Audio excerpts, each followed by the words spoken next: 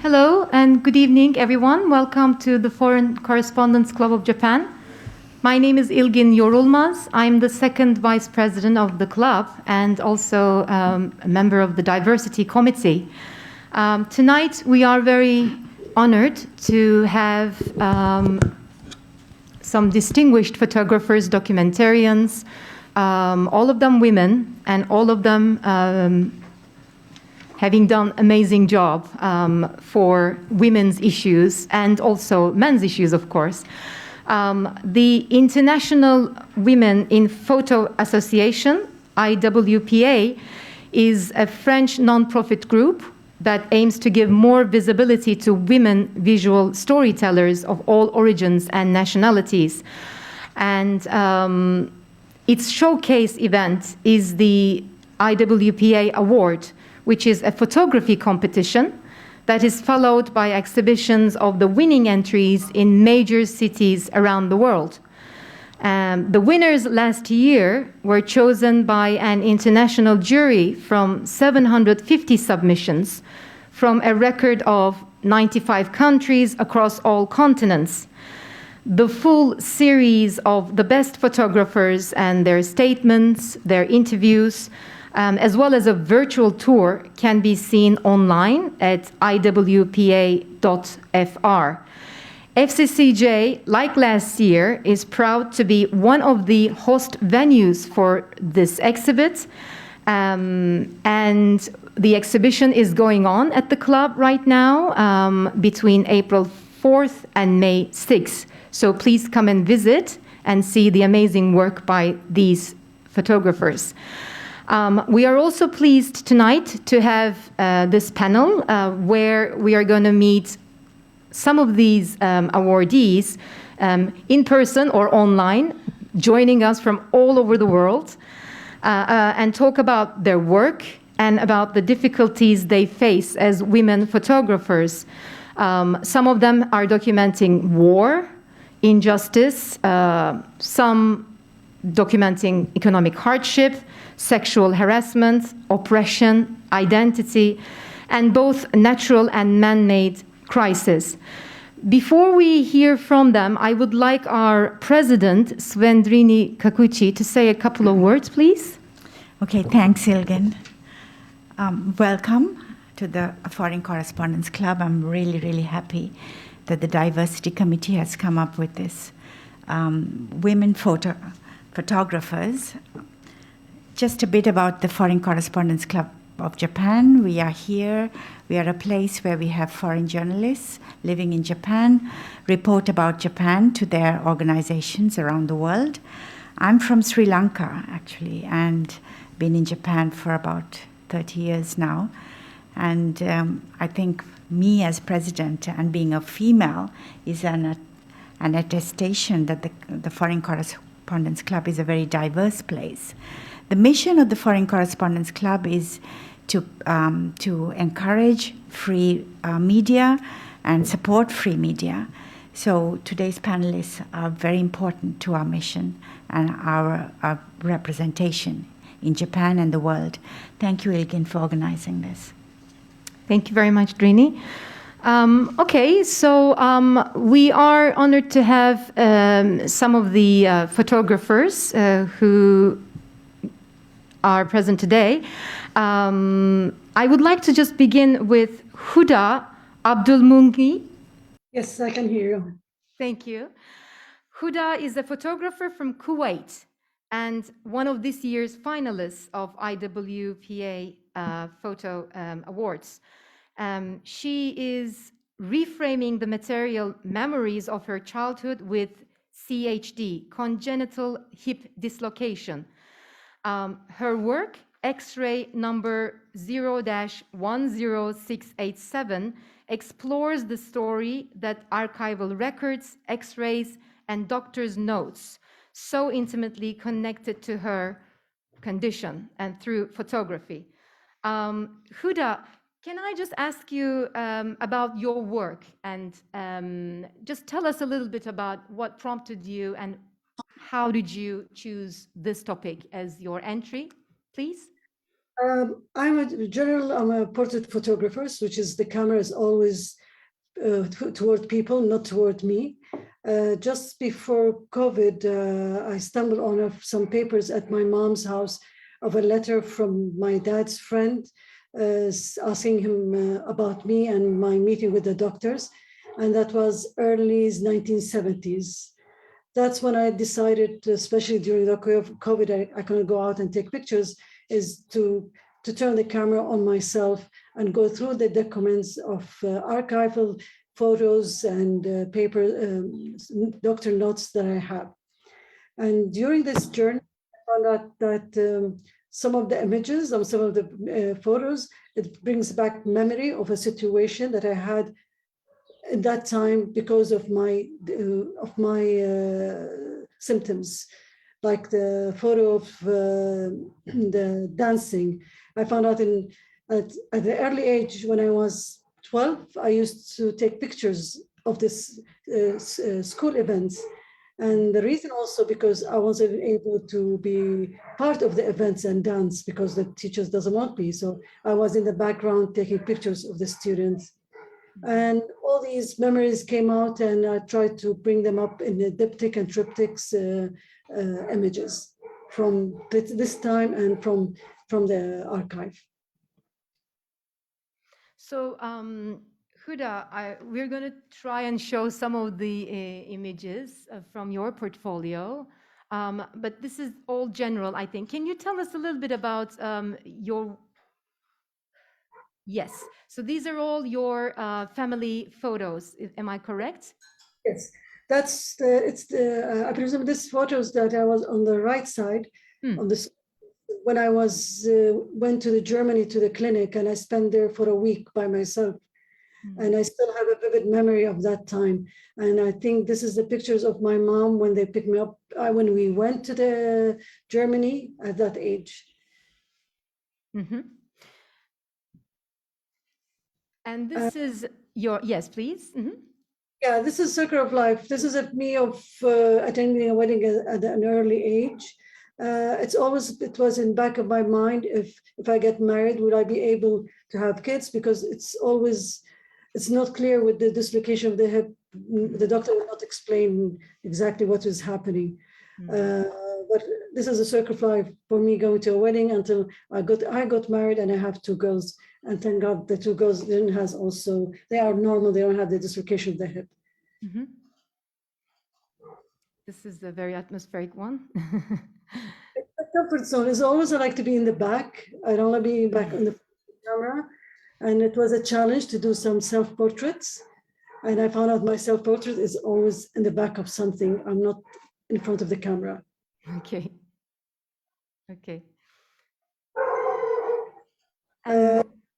Who is this? Yeah, this is the 8th day, which is we celebrate the 8th after Ramadan, which is also now in 2 weeks. This is the way how I stand, my body look like. And I remember from early age, my mom always dressed me up with like a dress that cover up my hip, it cover up the way I stand. And this kind of dress, I remember I always rebellious because I don't want to wear it. I want to wear something different. But I think it's still, I'm wearing the same clothes as my mom used to. And you will see it in the end of the project. Okay.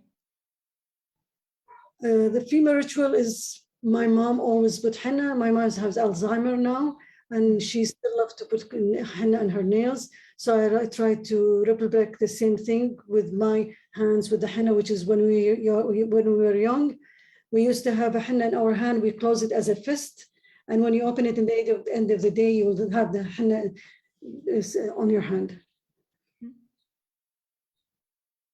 Genetics. My mom always said that my great-grandmother has the same condition. And I found this picture of my great-grandmother and a picture of me when I was a year old, which is I just start to walk. And I want to show that there's dislocation of the hip. It can be genetic, and it might be run in the family. And this is my great-grandmother. Yes. same thing is hidden. It's always behind the camera. Yeah. Doing myself with self-portraits and yeah. I think, and yeah, a couple more, yes. Yeah, this is when I started high school. I remember the first day we went for the school. My principal asked me if I can go up to the third floor and be back in less than 5 minutes. And I was wondering because we has this, you have to go in between classes, and you have a 5 minutes to move between the two classes. And I remember that time I said, did she ask the other students or she just asked me because the way I walk? Yeah. So I went back again to school and I took a picture of the alarm and a movement of me running down the stairs as the principal asked me to do.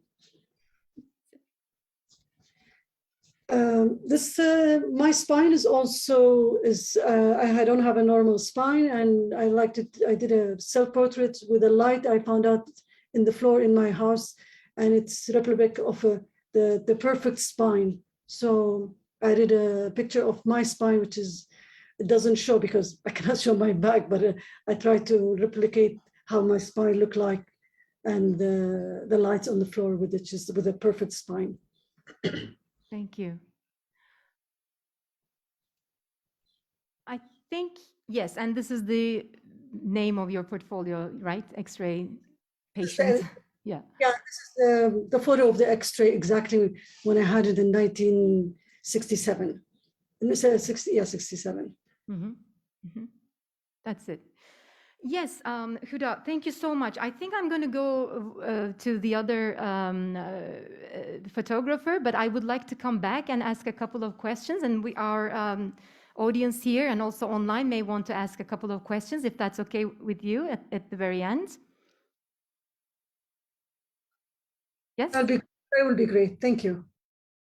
Thank you so much. Thank you for that introduction. I would now like to introduce Maryam Firozi. She is the IWPA 2022 laureate. Hello, Maryam, can you hear us?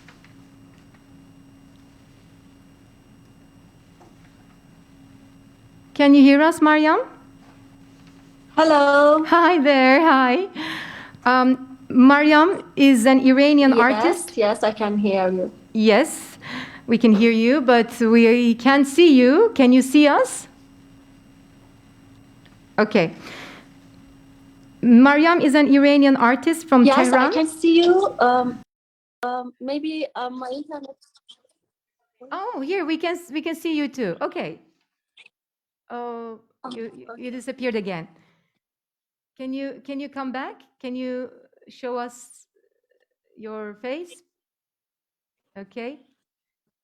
My video camera is on, but I think maybe Oh, now we can see you. Iran is not enough okay. good. No worries. Maryam, I'm just going to introduce you, and we can hear you well. That's enough. That's perfectly fine. Maryam is from Tehran, working between the media of film and photography for her winning work, Scattered Memories of a Distorted Future. Maryam made physical ruins metaphors of pain and loss suffered by Iranians who had to endure political turbulence, drought, the coronavirus, and an ever-growing economic crisis. The drawings of the various Iranian female artists on monuments of the past leave many unanswered questions for the future. So we're going to show a couple of your photographs, Maryam. I hope you can see them and you can talk over them. We are going to show you one photo now. Okay. Okay. Just finding the photo, I think. The internet is also slow here, so why don't you tell us a little bit about the project, the Scattered Memories of the Distorted Future? You're mentioning ruins is actually a metaphor for pain. Yes, we can see now. Can you explain a little bit about the project?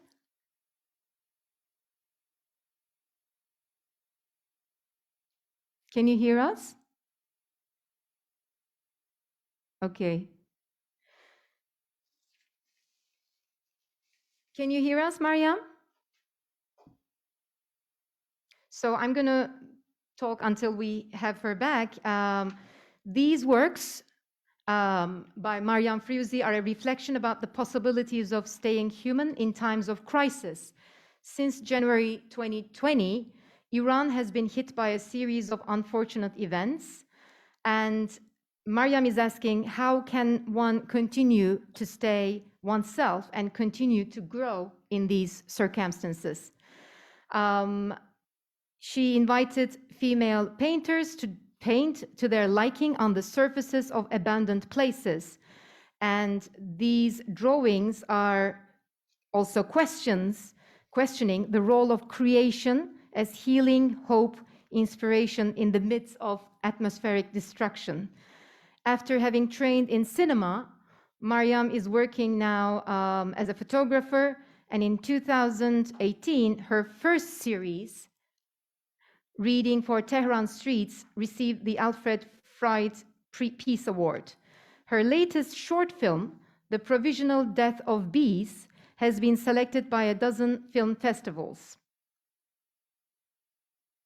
Can you hear us, Maryam, now?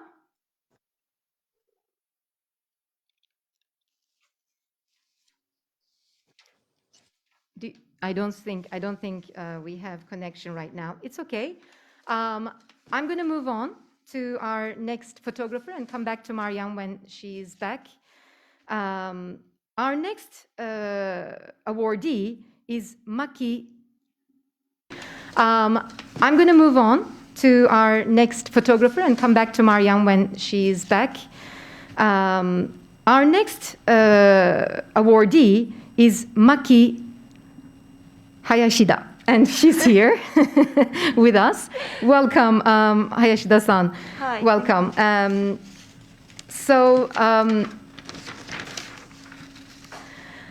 Maki Hayashida is a Japanese photographer who won this year's KG Plus Discovery Award with her project Beyond the Mountains, which is a visual exploration documenting illegal dumping in Japan. Focusing on cases across Japan, the project is a mixture of residents' archival images and photographs and materials from public notices by local governments. So,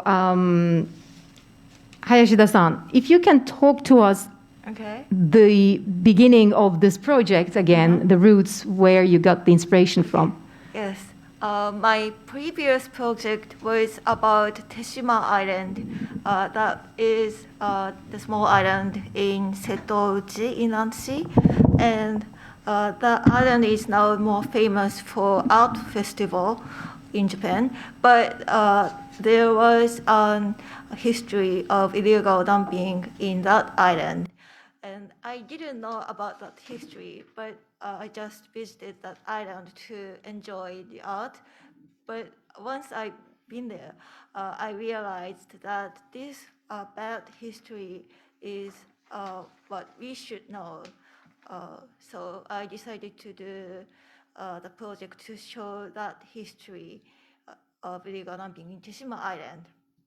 But when I finished that project, I came to know that the illegal dumping in Teshima Island is the second largest illegal dumping case in Japan, and there is more bigger scale illegal dumping in Tohoku area, and there are lot of more cases. So I decided to explore all of the cases of illegal dumping in Japan. And when I doing research, I found out that most cases happened in 2000 or 1990s. So these incidents are kind of old accidents, but still governments cleaning up these islands, and they need a lot of money. I mean, they are doing it by tax. So I think all people as a consumers should know about this fact in order to maintain our Earth sustainable. Mhm. Mhm. So, So I know that living in Japan for a long time now, Japan has a very different relationship with nature. Japanese people almost like touch nature to keep it beautiful. All these Japanese gardens that we see.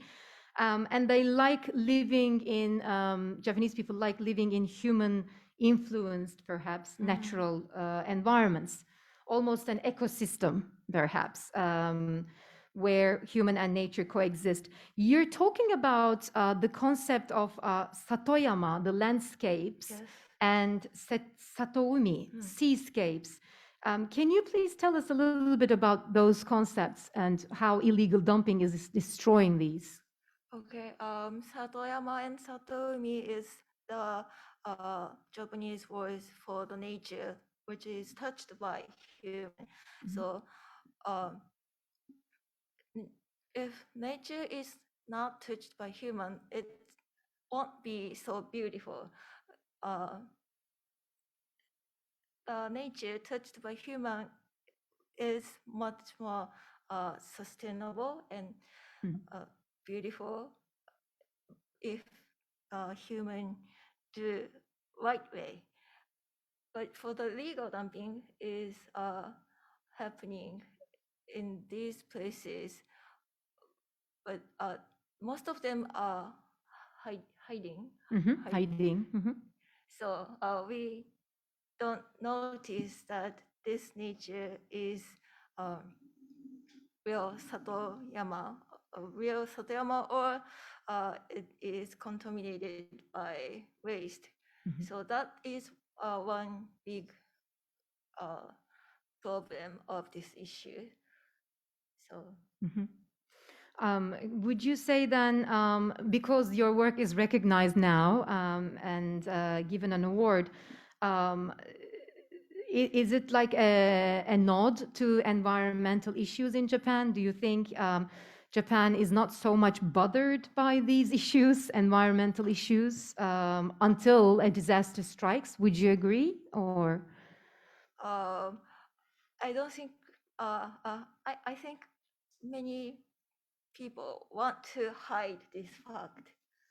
So if I think we want to, we try not to notice this fact. Try not to notice, yeah. But we should not neglect this thing. Yes. That's my opinion. Thank you. And where is this? Can you tell us? This is in Saitama Prefecture, which is the very condensed area for intermediate treatment facilities for industrial waste. And most illegal dumping is done by, is dumped of illegal dumping.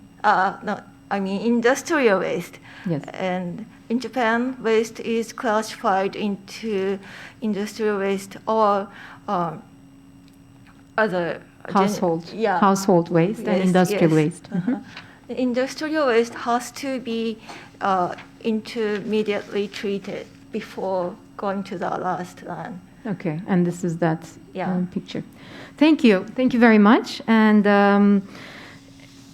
our next awardee I want to introduce you is Gala. Gala, can you hear us? Yes, yes, I can. Gala Fondamora Marti is a photographer from Spain. She was awarded Prix Cervantes with her Weekend project. The title of the project is Weekend, capturing moments of some of the few drive-in cinemas still in service in Spain.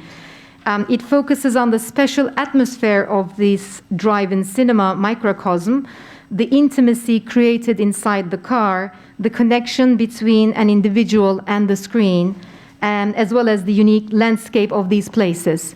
So, Gala, if you can please share your screen with us. We weren't able to upload your portfolio in time, sorry. Can you share your screen and explain? Oh, this is very beautiful, thank you. Where is Okay, can you this? see? Yeah, and can you tell us the project in general lines? Yeah, if you don't mind, I will read the speech because I am not very fluent in English. Yes, of Okay. course, please go ahead. Okay, and do you see it in big, no? The pictures. Yes, we can see big pictures, yes. Okay, perfect. Weekend is a project that shows 5 of the 6 surviving drive-in cinemas in Spain. These spaces are especially characteristics for the combination of nature with the screen and the beam of light, a fact that sometimes generates a magical atmosphere. My intention with this project has been to make visible what happens there, showing their places, the spectators and workers. To make these images always captured when the drive-in was opened, I have to wait to the spectators to get used to my presence. When they forgot that the camera was focusing on them, I was able to capture the reactions and the expressions of their faces in front of the scene of the film. At the beginning, the project was it was the aesthetic of the places that attract me, and the solitude, but later the spaces become as important as people who inhabit them. Most of these pictures have been taken with long exposures because they are a slow light, no? And this is one of the things that take this magical atmosphere. And I don't know what more to say. Can you show more of your pictures, please? More of your photographs? Yeah, this is a drive-in cinema in Valencia, near of my house. Yes. The same drive-in cinema, but the coffee bar of the drive-in. This is the first one, yes, the Valencia drive-in cinema. The person who worked at the take the tickets. This is the drive-in cinema of Denia, the most ¿cómo se dice? The most antiguo. One second. Antique one, yeah, the oldest cinema. Yeah, exactly. This is the drive-in cinema of Madrid. This is the drive-in cinema of Denia. This is in Alicante, other one. In this, the people is always out of the car because it's summer and it's another traditional thing. This is is the car of one of the Denia drive-in cinema, and the picture, has taken with the. This is the reflection of one ice cream. One second. Anuncio. I don't know. Well, and this is the drive-in cinema of Valencia, and this is of the, I think, Alicante. Yeah, it's Alicante. Yes, so your photographs are almost cinematographic in a way. Yeah, I want to do this. Yeah, I love the cinematography then. It's one of the intentions. Okay. Thank you so much. Thank you for sharing those photos with us, and we'll come back to you like everybody else. I would now like to introduce Greta Rico. Greta, can you hear us, please? Yes, thanks. Hi, hello. Greta is joining us from Mexico tonight. Am I right? Yes, I'm based in Mexico City. Yes, okay. Greta is a Mexican documentarian and the winner of this year's Solidarity Award in IWPA. Her deeply personal story, Substitute Mother, is on the universal crisis of feminicide. And it follows her own cousin, a young woman who becomes the caregiver of her 3-year-old niece, Nicole, when her mother is lost as a victim of sexual violence and murder. The series shows how hate crime perpetrated against women does not end with murder, but the impact lives with the children, mothers, sisters, grandmothers, and aunts. So, Greta, this is a very powerful body of work, the substitute mother. Can you walk us through some other photographs and your own work, basically? What is your philosophy? How did you get into photography, perhaps, and also why are you choosing these issues? Yes, well, this was a very interesting and also difficult project because it was very different how I started. And this was actually, of course, not planned. It just happened. And I do remember that the day of the funeral, in the middle of all the paint and all the, well, everything that was happening, I just realized that I needed to take my camera. So that day I started shooting. I started this project. This is actually a portrait of my cousin in her coffin. And I also realized that it was a great opportunity to tell the story of feminicide in Mexico in a completely different way.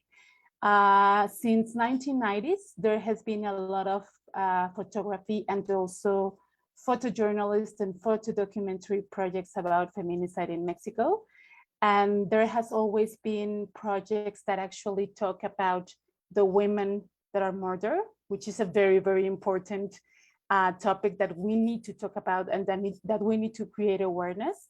But unfortunately, since this terrible thing happened to my family, I realized that there was another story that we were not talking about. And this story is about what happens to the children, what happens to the other women in the family when they murder one of us. Just to give you like the big picture, nowadays in my country, in Mexico, 11 women are killed, victims of feminicide, victims of gender violence. This is an epidemic that has been increasing in the last few years. And unfortunately, there are no actions at all taken by the government. These children, for example, these women, for example, who are actually taking care of orphan children, are not having any support by the government, are not having any recognition at all as caregivers, and of course, as important pillars of raising and also carrying the next generation of our Mexican society. And I think this is very unfortunate because as most of you know, my country, Mexico, has been also passing through a very, very deep violence crisis in the past 2 decades, I think. And another thing that I've been reflecting a lot about by taking these pictures and by following my cousin and my niece is that we are not doing enough to end this violence crisis in my country. And also we are not doing enough to protect women and to care about the lives of women. And this is why this project is very important for me, because I think that by reflecting and by telling the story of my own family, of my own cousin, and of my little niece, this is an intent to create awareness of a very particular issue that needs to be addressed not only in Mexico.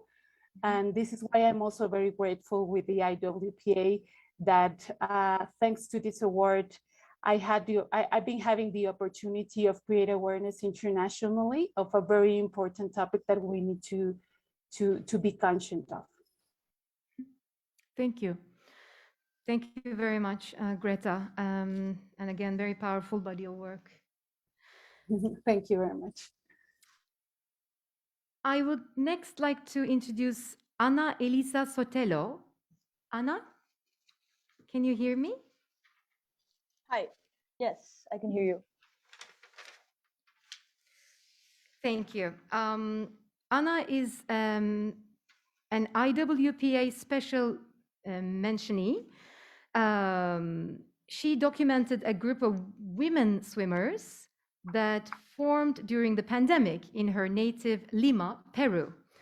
Her series is called Truchas, sorry, for which she was awarded. Can you spell it, please, again? Truchas. It Las means Truchas, the thank trout. you. Thank you, Las Truchas, for which she was awarded IWPA mention. When citizens 65 and older were banned from public spaces after a strict lockdown in Lima, a group of more than 60 women between the ages of 16 and 73 ventured into Lima's ocean and rivers to practice open water swimming.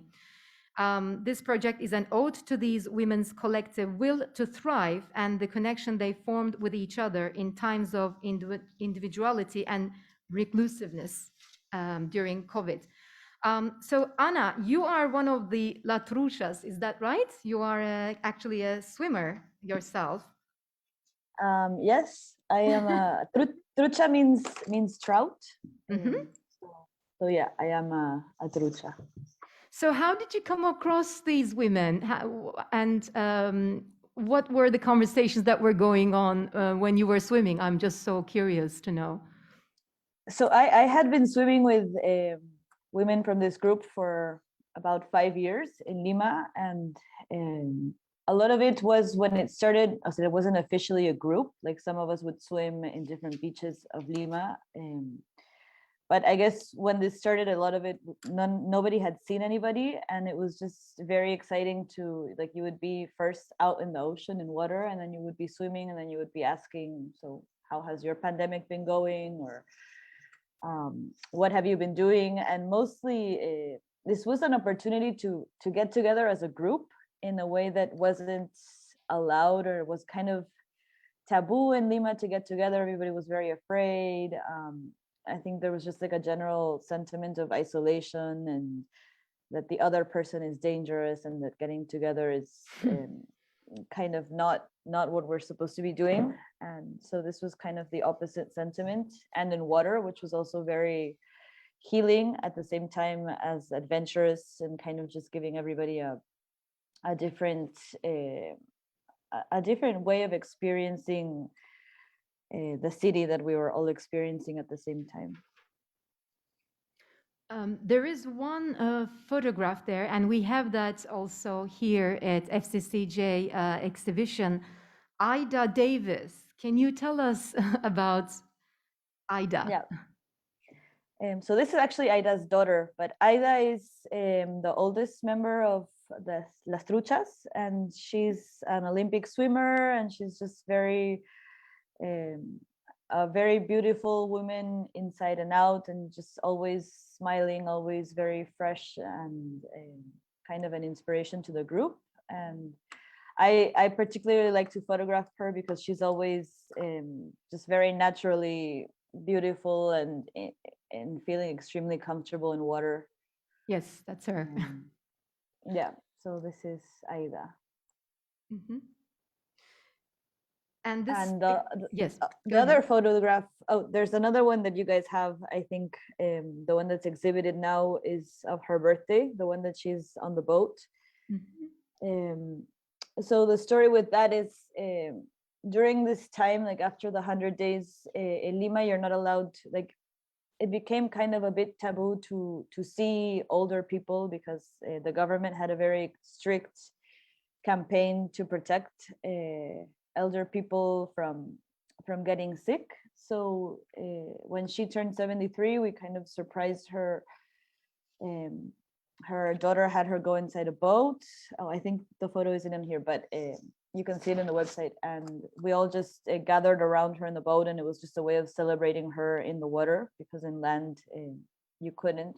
Also, it was actually illegal to celebrate someone who was older. And I think it's on everybody's minds. Was the water cold? How did you manage to swim in the ocean, right?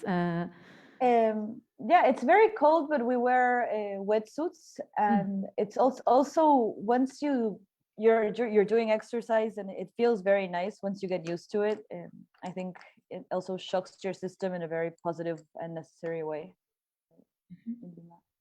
And what changed you? I mean, how did you change through this experience? Can you perhaps also tell us? For me, it was very. I'd been photographing water for around 5 years, but I'd never. It was very individual. So it was very nice to see how and kind of like through the lens, see how others were experiencing the water and how the group grew. And a lot of what we did was also, the photography was very powerful to kind of generate this sentiment of community in Lima, that like we should be together, we should get into the ocean. Yes, COVID has been very hard, but there's also time to be resilient and to be in nature. So I think the photo was a very powerful tool to share this message. And in the end, it was just very exciting to see how many people would come into the water to want to be a part of a photograph and in a way a movement. So that was something that for me was very gratifying. Thank you, Anna. And finally, Irina Werning. Irina, can you hear me? Hello. Irina? Hi, hello there. Hi. How are you? Irina is an Argentinian photographer and a finalist. She met Antonella, who is 12, while working on her project La Promesa, The Promise. She was searching and photographing women with unusually long hair, mainly in small towns in the mountains of Argentina. As indigenous traditions persist with modern life, many, like Antonella, abstain from cutting their hair, representing cutting one's thoughts, so they believe. Irina, can you see us? I wonder. Yes. Okay. We can see your portfolio now. We can see Antonella, I believe, before she cut her hair, finally. Yes. Can you tell us how did you start this project? Oh, hi.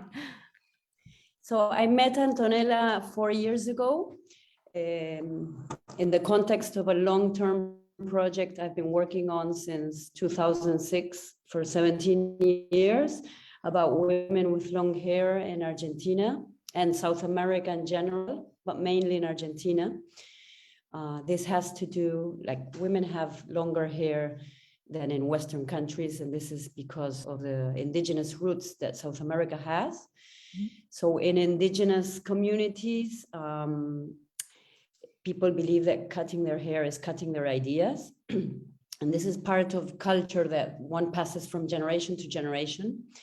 So I was photographing Antonella because of this project. And one day she looked at me in the middle of the lockdown and told me, I promise to cut my hair if school comes back. And of course, at first I was very depressed because she was my #1 muse. But then I understood that she was desperate to go back to school. And sometimes people think that if you promise something secretly, this wish of yours will come back quicker. So this is in a way what happened to her. So in the beginning, I didn't know if she would really cut her hair because she's 12 years old. Sometimes you say something or you believe something and then you change your mind.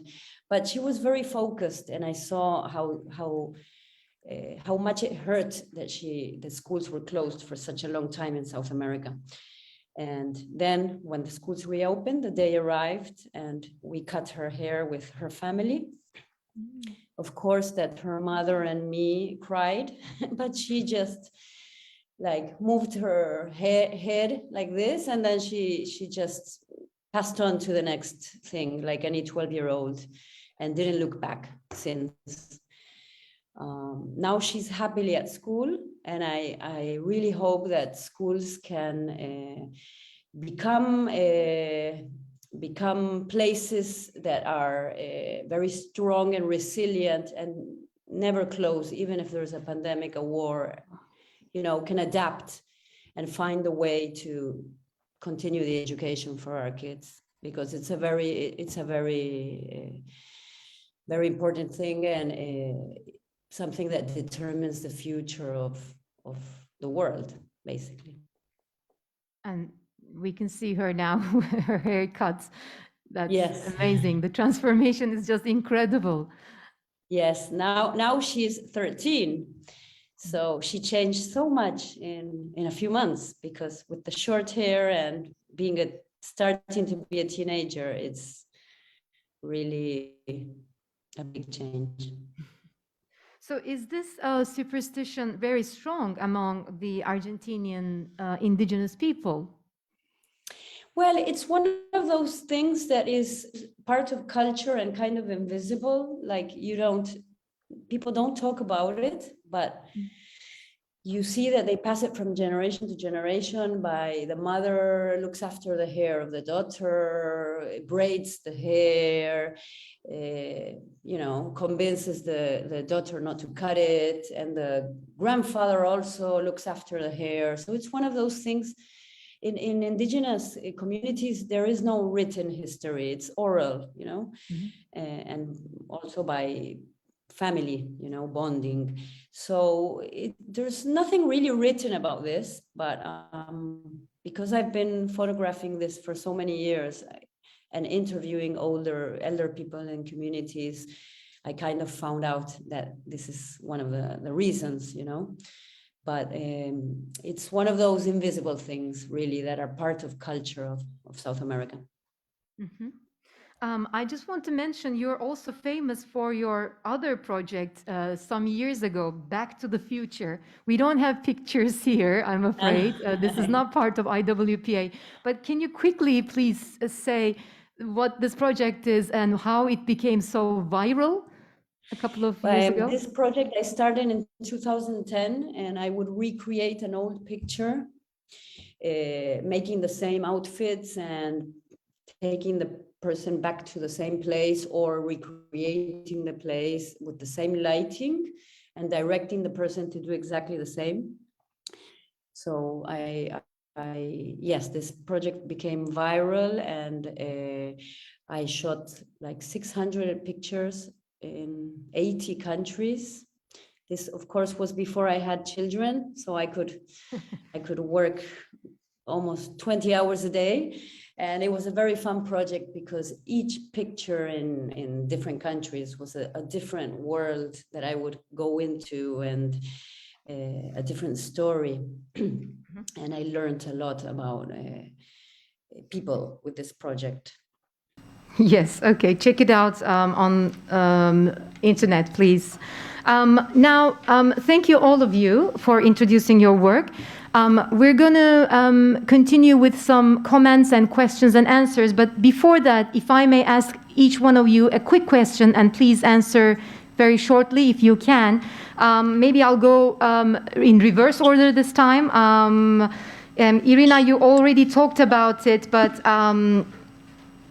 can I just ask you now, how did this pandemic affect the communities in especially places like where Antonella lives, and also in Buenos Aires, perhaps? How did the pandemic affect the communities themselves? In South America, the pandemic is especially harsh because we have a very big problem here of inequality, like a very big gap between rich and poor. And the pandemic, what produced was this even wider, So this is a big problem. And the education gap is a mirror of this economic gap, So, for example, here, people that went to paid private schools started earlier than public schools. So what this did is accentuate this problem that we have in South America that is very bad. And UNICEF estimated that for each year that a kid of this generation skipped school, lost 5% of their complete future income. So because in South America, schools were closed for 2 years, the kids will have 10% less income all their life. So this is, and worse than this is that lots of kids drop out of the education system, and don't come back. Right. But the numbers are really scary. And this is a very big education crisis that we are living here in South America. So I hope we learn some of the lessons really that the pandemic left, and some mistakes not to do again. Mm-hmm. Mm-hmm. Yes, thank you. And Anna, if I may ask the same question to you, because I know you're an open water swimmer, but you've spent the first few months of the pandemic, I guess, working for the Ministry of Health in Peru and visiting these marginalized communities. And Lima is, as we know, it's a 10 million population, right? How were these communities that you visited responding to the pandemic? I think just in particular, it was a very hard situation because here our public health system is very frail. It's also, Lima is a desert, so there's a lot of, we lack water. We also lack public space. So it was very, I think it wasn't well thought out to do such a long quarantine in a country where you have 8 people living in a very small house. A lot of people live in a day-to-day situation. So it was just kind of unrealistic to force, like an expectation where you're not allowed to go out to work, because people do live on a daily scale. So you would see a lot of, I guess it was informal work and a lot of misinformation on how to take care of yourself, even if you have to go to work. Like a lot of people, when after the 100 days, just because it had been so strict, people thought, okay, the pandemic is over, whereas it wasn't really that the pandemic was over, it was the quarantine. So I think something just to think for future is, in terms of public health, is like information has to be better. And I think there's also has to be buffers, like a lot of people, the pandemic was very hard, but there wasn't any, like spaces to, like soccer was prohibited, walking outside was prohibited. I think just being, like, the idea of being outside of your house was extremely strict. And that's where, you have problems. Like, I think health is also, health and wellness goes hand in hand. So you can't really, for me, being outside and is just having time to not be at home isn't necessarily equivalent to not being healthy. And yeah, absolutely. Thank you. And if I may turn to Greta, we saw your work, and can I just ask a general question? What are perhaps some of the problems that you noticed about the representation of women in media, especially white male photographers, perhaps? Just very quickly, if you can give us your opinion. Sure. Well, this is a very interesting question because most of my work is about also trying to rasterize women, to create new representations of our lives and also our realities. Because one of the things that I've been thinking of in the past few years is that there has been a representation of women created from fiction. And it is not that fiction is not okay and it's not cool, because I love it. But what this is telling us is that our lives and our realities are not being told in the way that we feel it and that we live it. And this is why it's very important for me to continue thinking, how can I tell stories in a very different way? So at the same time that the people, and specifically the women that are looking at my pictures, can also see that other realities, other worlds, and other possibilities are also, possible, Thank you. Gala, are you still there, please? Yes. Yes, okay. In your case, you are not just a photographer, but you are also involved in interior design and architecture projects. So how different or how similar are these two? Can I ask, in your case? I think you're the only one on the list. Or which one nourishes the other, perhaps? I am photographer of architecture, interiorism, and events, but I combine these projects, professional projects, with the personal projects, no? And what's the question? Sorry. So how different or how similar are photography and interior design, perhaps, and architecture?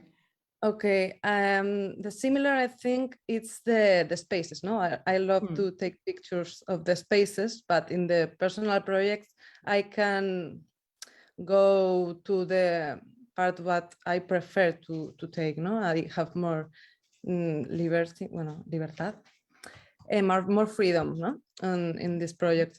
And other thing, the difference, what I think of one of the difference of these projects are my personal projects, I never seen the inequality of the woman, but in my the other projects in architecture, interior, in general, I think I found more difficult to get a job because I am not a man sometimes. And I think it's a thing important to see. And I don't know. That's an interesting answer about the difference between, yes, photography and architecture, but thank you for sharing with this. Hayashida-san, if I may turn to you very shortly again, so that we have time to also allow questions and comments from the floor. Japan is actually, again, in my mind, known as the efficiency or convenience capital, and yet you're also reporting on environmental issues. So what is your opinion about this efficiency and convenience versus the destruction brought by capitalism? I think the balance is the most important thing. And not only like big companies, but also each one individual should know and should decide what to buy or what to produce. And I think each one should have the good balance of consumerism and keeping the environment stuff. That's my opinion. Okay. Thank you. Maryam, can you hear us? And can you see us? Maryam? Yes, I can You can hear see us, you, right? and also I can hear you. Okay.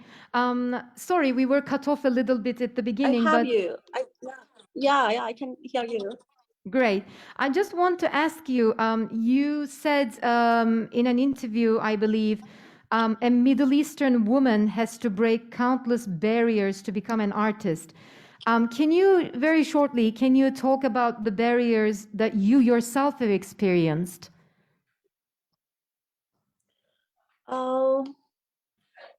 As a Middle East woman in Iran, when you are born, everything influence of you as a woman, because everything in Iran, society, your family, your even in the school, remind you are a woman in this country.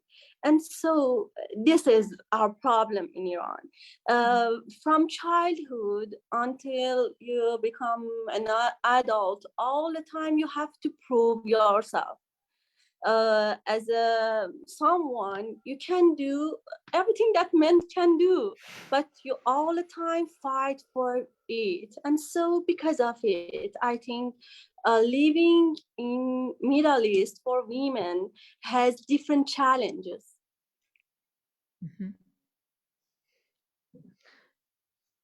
And can you just also perhaps give us your opinion? I know that women can be jailed in certain countries, including yours, perhaps even singing, right? Let alone publishing something on social media. Is that correct? Yeah, unfortunately, yes. Okay. And one thing I wanted to ask you before we got cut off was there are these women painters that painted on the ruins in your winning series. And you're calling it a metaphor for pain. Can you tell us one specific story, perhaps, the most, perhaps, how should I say, the one that affected you the most? I think there are a couple of painters there. Can you tell us the story of one, perhaps, painter and why she painted that?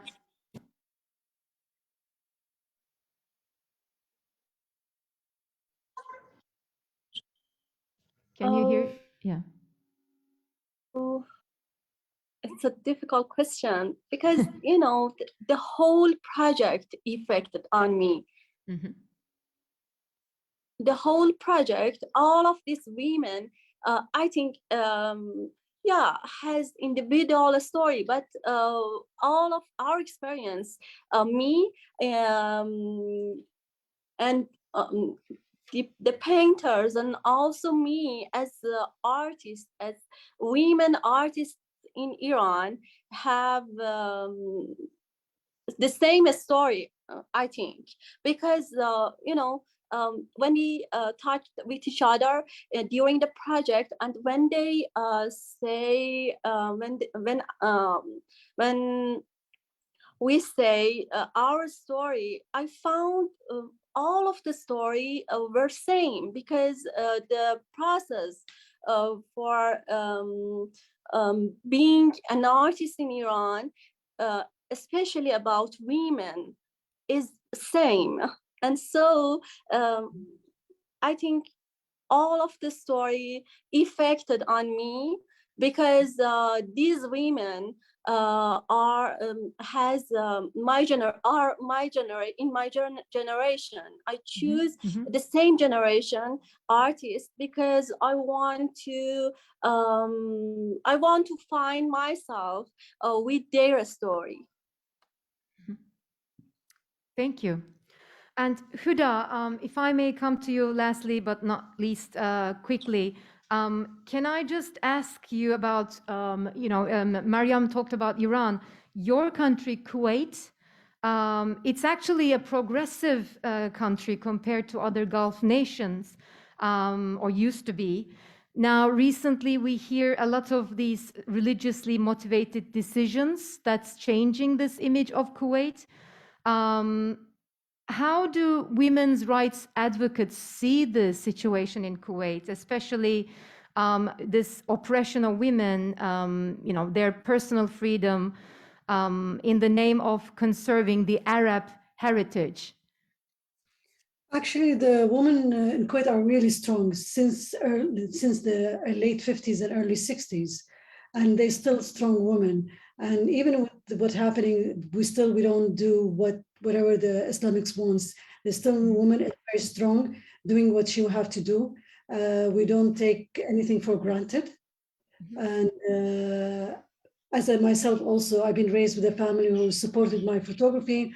My mom she used to take pictures. That's why I have so much archived photos, because my mom used to take some pictures. So I think it's just the media, but we still, the woman in Kuwait is really strong. Mm-hmm. Thank you. That's good to hear from you, as somebody from Kuwait. Okay, I'd like to now open the floor to comments or questions, please. If anybody wants to say something or ask a question, please come to the microphone and state your name and ask your question. Anyone who wants to ask the first question?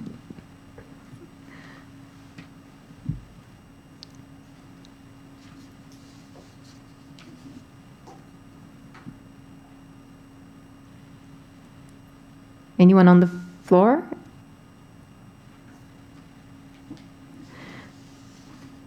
Okay, let me go for first, and then maybe Sandra Saito is here, by the way, from IWPA, and she may want to say a couple of comments, and then we'll wait for other comments or questions. Well, I just want to ask, perhaps again, each of you, but very shortly, do you think these days it's hard to be an artist in all of your life, in all moments of your life? Some of you mentioned your kids, some of you mentioned, certain conditions, and is it becoming more difficult to be an artist and to use your art as a tool for healing the pain and suffering that we see in your photographs? Anybody?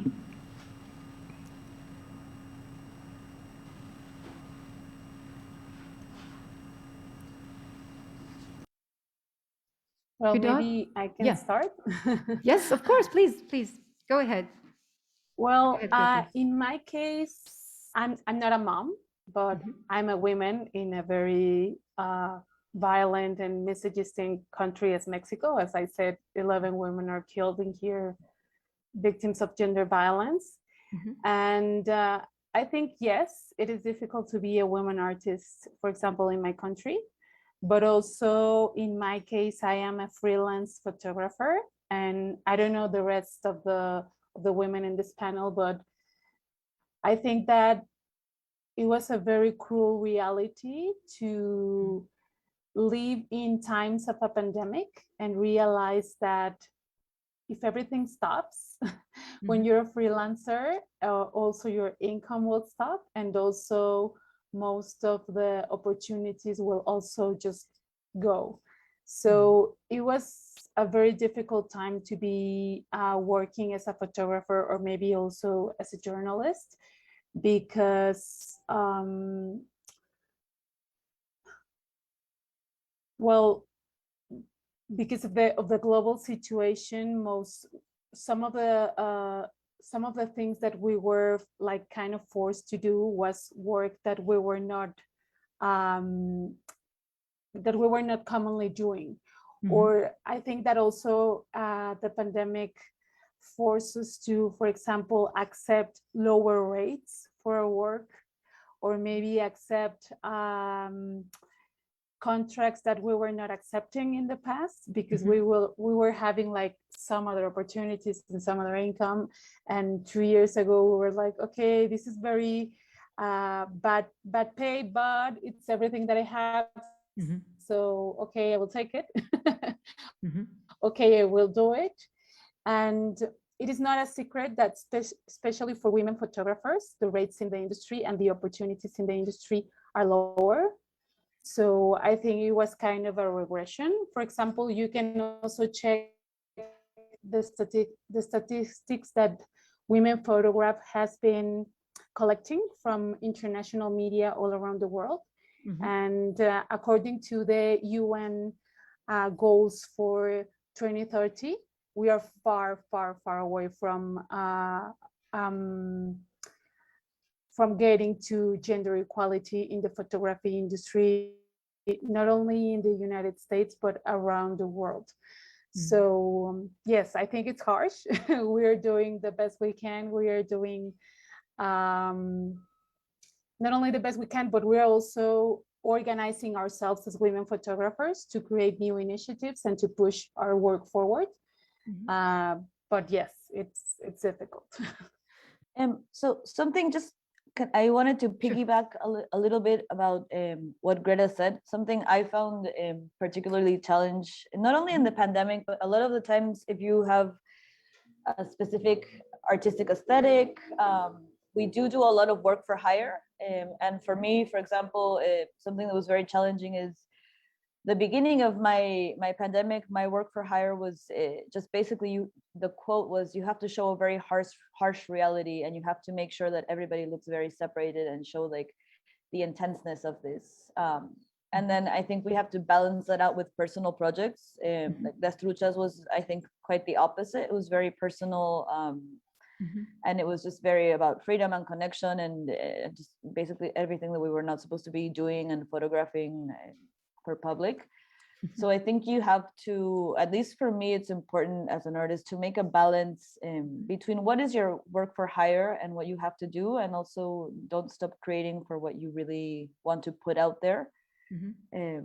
And with that, I think it's important to create narratives that focus on women in particular. Like so many of the narratives that at least I grew up with kind of putting heroes as men, and you have these big strong men who are fighting and soldiers, and they're the ones that are making a difference. But I think now we're at a moment where we have a platform, like we have the internet, we have social media, and you have all these great groups, like Greta said, like you have all these organizations. So I think it's also, as women artists, important to be creating narratives of our own, no, like that is that talk about our stories and that are shareable with or relatable with more than half the population, really. So, I can answer. Yes, go ahead, Huda. Yeah, for me, writing is quite difficult. For you as a journalist, I think it's really brave of you to be able to write. For me, it's photography is the way I can express myself. And I always believe that sometimes even photos doesn't need to have any captions, just to see an image without the captions, and it sends you a message. This is the most powerful things to see. And I've seen some of the works of the ladies who's in the panel, just to see their images without telling us what's behind the story. It's the image itself is so powerful. So I think the image works perfectly as the same as the writing. They both works together, and without each other is the same thing. Yeah, for me, more or less the same. But I think it's a very open and imaginative way to showing reality under my own roles, no? And artistic roles sometimes. Thank you. Can I say something? Sure, please.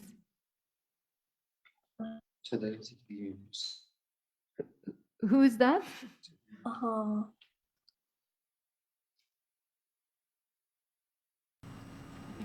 Maryam, no, I think. Is that Maryam? In my, photography Yes. has a direct message with, by this media, you can direct message about everything that you want, truth and some, yeah.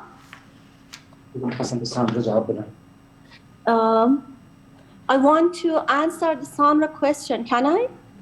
Yes, you can. In just 1 minute, if you can, please. We are over time now, so if you can please answer in 1 minute, Maryam. Yes.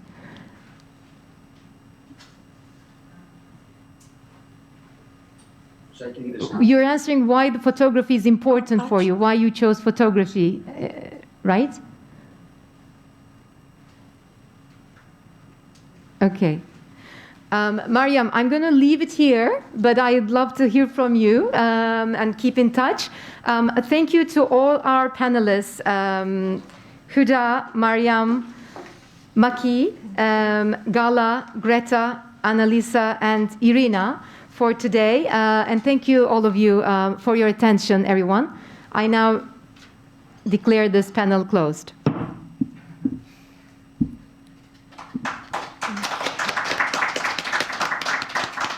Thank you.